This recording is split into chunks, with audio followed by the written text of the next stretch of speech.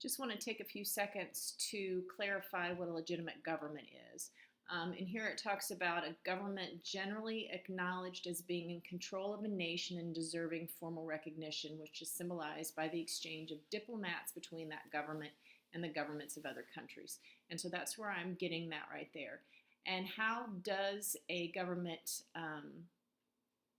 gain legitimacy? Through elections. So a government that holds elections gains legitimacy because the citizens believe that that government, which is made up of elected officials, represents them. So a government gains legitimacy when other governments recognize it and welcome it into the international community. There are lots and lots of states out there. Remember what the characteristics of a state are. So we're talking about countries here. There are lots of countries out there that we do not feel are legitimate states, and their governments are not legitimate because they don't hold elections. Kim Jong-un, North Korea, that's one of the countries. We have not traded ambassadors. Cuba for many years when Fidel Castro took over. That's just to name a couple, but there are countries out there that their people did not have an opportunity to elect their government officials, and that they do not have the consent of the people who they are making rules and laws for. So when we're talking about the legitimacy of a government, that legitimacy or their authority to rule their country comes from the fact that they hold elections and that the people are allowed to vote them in.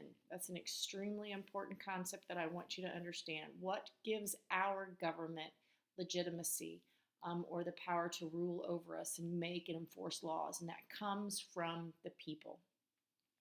We have elections, and so when we don't like what they're doing, we have an opportunity to get rid of them and to replace them with new members of Congress and the presidencies, and that's at the national level. We have that opportunity to do at the state and local level. So legitimacy is important here. Sustains political stability as it establishes the reasonableness of this regime. It is because election contributes to provide justification for the existence of this regime. And so when we have these elections, we give legitimacy to that particular government. And then some other things down here. Where does the government get its legitimate power? Once again, we're going back to the Declaration of Independence. The government gets its power to govern from the people that it governs. As the Declaration says, governments are instituted among men, deriving their just powers from the consent of the governed. And this is going back, kind of reviewing John Locke again. So, in order for a government to be legitimate or have that authority and power to govern over its people, it must have the consent of those people.